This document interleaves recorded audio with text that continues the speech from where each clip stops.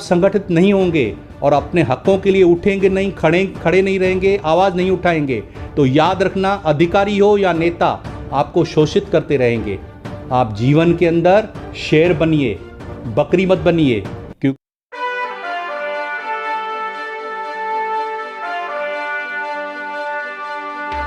आप देख रहे हैं फिर सुबह होगी न्यूज।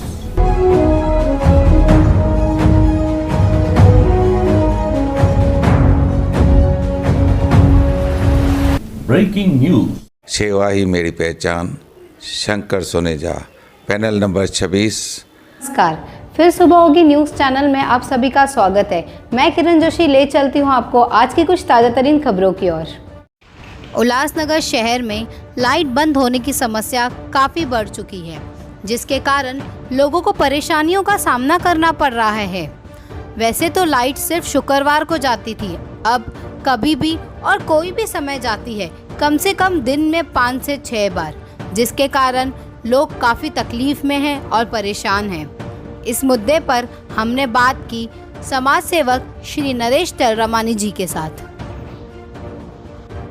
लाइट की समस्या को लेकर देखिए क्या कहना है समाज सेवक नरेश तलरमानी जी का भाग 2 में रविवार को। और फिर सुबह की न्यूज़ चैनल में आप सभी का स्वागत है। मैं किरण जोशी। आज हमारे साथ मौजूद है समाज सेवक नरेश तलरमानी जी।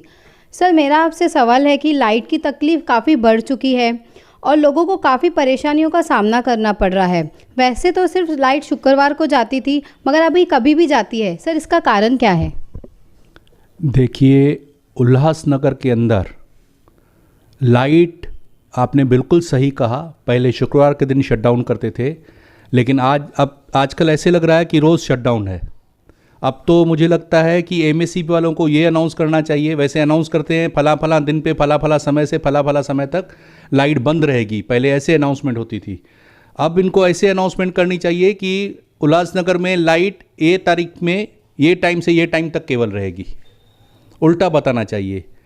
अब उसके कारण कही है, उसके कारण ये हैं कि जो पोल्स हैं बहुत पुराने हैं, जो केबल है, वायर्स हैं, ओवरहेड वायर्स, वो एकदम पुरानी हो चुकी है। एक एक पोल पे कई कनेक्शंस लगे हुए हैं। ट्रांसफार्मर्स जो हैं बहुत पुराने, आउटडेटेड हैं, उसकी कैपेसिटी बहुत कम है। सब स्टेशंस बहुत कम लगी हुई है। स्टाफ वेल ट्रेंड नहीं है, स्टाफ कोऑपरेटिव भी नहीं है। तो ऐसे बहुत सारी चीज़ें मिलकर के ये जो समस्या खड़ी हो गई, उत्पन्न हो गई है उल्लासनगर के अंदर, उसकी कई वजह है। ये सारी वजह जो मैं आपको बता रहा हूँ, इसका मूल कारण यही है। और सर, लाइट की तकलीफ़ के वजह से और लाइट ऑफिस में लोगों की शिकायत है कि उनके काम नहीं हो रहे और भ्रष्टाचार काफ़ी बढ़ चुका है। क्यों? देखिए, आपने बिल्कुल सही कहा कि भ्रष्टाचार का अड्डा बन चुका है एमएससीबी की ऑफिस। आप कोई भी काम लेके जाएंगे, आपका काम होगा ही नहीं। देखिए, आप अगर बिल देखेंगे लाइट ऑफिस का और गिनती करेंगे, पूरे बरस के 12 महीने होते हैं, हर महीने बिल आता है, तो कुल बिल आने चाहिए 12, तो बिल भेजते हैं 13। क्यों? हर महीने में कुछ दिनों की आगे पीछे कटौती करते हैं और 13 बिल। अब 13 बिल से फ़र्क क्या पड़ता है? 13 बिल से आपने जितनी इलेक्ट्रिसिटी कंज्यूम की उतना तो बिल आएगा ही आएगा, लेकिन फिक्स चार्जेस जो उनकी हैं आपको बरस में 13 बार भरनी पड़ती है। एक बहुत बड़ा स्कैंडल है, बहुत बड़ा फ्रॉड है। उसके सिवा करप्शन की बातें अगर करें तो अगर आपका मीटर फॉल्टी आ गया, अब बात देखिए, जो मीटर है एमएससीबी सप्लाई करती है और बिल्कुल स्पष्ट रूप से उनका नियम है, लिखा हुआ है कि इस लाइट के मीटर के साथ कोई भी छेड़छाड़ नहीं करेगा, उसे कोई रिपेयर नहीं करेगा, उसे कोई रिप्लेस नहीं कर सकता है। फिर आप लिख के भेजते हो बिल में मीटर फॉल्टी, तो आप हमको कैसे लिख के भेजते हो फॉल्टी? हम तो कंज्यूमर हैं, मीटर दिया भी आपने है, फिर ऊपर से रिस्ट्रिक्शन भी लगा के रखी है कि ये कानूनी गुनाह रहेगा अगर आप उस मीटर के साथ कुछ छेड़छाड़ करोगे या रिप्लेस करोगे या रिपेयर करोगे। तो हमको क्यों बता रहे हो कि भाई फॉल्टी है? ये तो आपको खुद बदली करना चाहिए ना। उसको बदली तो नहीं करेंगे, बिल आना चालू हो जाएगा 12,000। फिर आप जाओगे लाइट ऑफिस में दौड़ दौड़ के बताओगे भाई ये फॉल्टी मीटर लिख के 12,000 बिल आया, हमने इतना कंजम्पशन नहीं किया। सीधा बात कर देंगे, पहले पैसे भर दो, बाद में करेंगे। आपके पास पैसे नहीं है, चले जाओगे, अगले महीने में बिल आ जाएगा 15,000, फिर 17,000। यानी वहाँ पे कोई सुनवाई नहीं होती है। फिर आपसे खर्ची पानी मांगेंगे, हम आपको बिल ठीक करके देते हैं, कुछ माल पानी निकालो। तो ऐसे वहाँ पे भ्रष्टाचार होता है। उसके सिवा अगर आपको मीटर रिप्लेस करना है, रिप्लेसमेंट जो मीटर का होता है उसकी कॉस्ट है केवल 1,000 रुपया। नए लाइट मीटर की कॉस्ट है 1,000 रुपया, लेकिन आपको 5,000 रुपया देने पड़ेंगे। क्यों? वो बोलेंगे नहीं तो मीटर है ही नहीं, अवेलेबल नहीं है। लेकिन वही अगर 5,000 आप देते हो रिश्वत में तो मीटर अवेलेबल हो जाता है। उसी प्रकार अगर समझो किसी बिल्डिंग है, कोई बिल्डिंग है, कोई फैक्ट्री है, उनकी जो ओवरहेड की जो केबल आती है फीट मेन पोल से वहाँ तक, तो वो अगर समझो ओल्ड हो चुकी है या उसको बदलने की ज़रूरत है, तो अगर आप अर्जी देते रहोगे तो कुछ नहीं होगा, देते रहो कुछ बदल ही नहीं होगा। यही आपकी सेटिंग हो गई, 15 से 20,000 रुपये में आपसे सेटिंग करेंगे। अगर आपकी सेटिंग हो गई फिर कहेंगे कि ये जो केबल का खर्चा है ये भी आपको उठाना पड़ेगा, हमारे पास केबल नहीं है।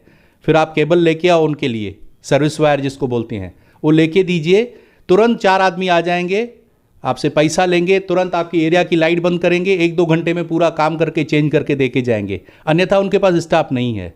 लाइट बंद हो जाती है, आप लाइट के ऑफिस में फ़ोन करो, कोई फ़ोन ही नहीं उठाता है, कोई फ़ोन नहीं उठाता है। तो वहाँ पे एक करप्शन का अड्डा, वहाँ पे दलाल लोग काम करते हैं।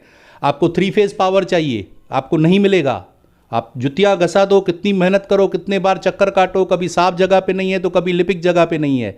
लेकिन अगर आप पैसा दे दिया या दलाल के थ्रू गए तो आपका 3 फेज़ का पावर भी मिल जाएगा।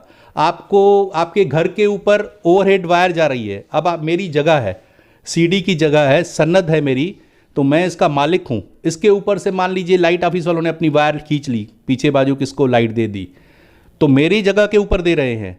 अब आगे चल के अगर मुझे उसको जगह को ऊपर उठाना है, मैं उनको एप्लीकेशन दूंगा कि मुझे जगह ऊपर उठानी है, ये वायर आप इधर से हटाओ, तो उसके लिए मुझे रिश्वत देनी पड़ेगी।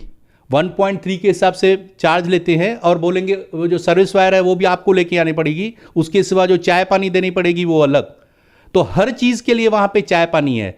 सर्विस तो एकदम घटिया है, एकदम घटिया सर्विस है उन लोगों की, कोई ठीक से ढंग से बात नहीं करता है।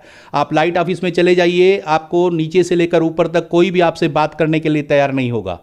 ये हालत हो गई है लाइट ऑफिस की कि लोग परेशान हैं, लेकिन कोई वहाँ पे सुनवाई नहीं है। आपको हर चीज़ के लिए पैसा देना है, चेंज ऑफ नेम के लिए पैसा देना है, मतलब जो भी चीज़ करनी है ना तो पैसे के सिवा बात ही नहीं करते। और हमेशा एक ही रोना धोना, हमारे पास स्टाफ नहीं है। काम करने के लिए जाओगे, बोलोगे तो बोलेंगे हमारे पास स्टाफ नहीं है। तो ये हालत है वहाँ की। तो लोग एकदम परेशान हो चुके हैं। करप्शन आखिर किस हद तक, सब चरम सीमा पे पहुँच चुकी है corruption.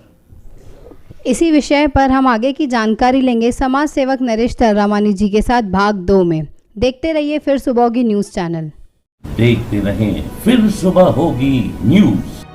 Please like, share, comment, love and subscribe to our channel.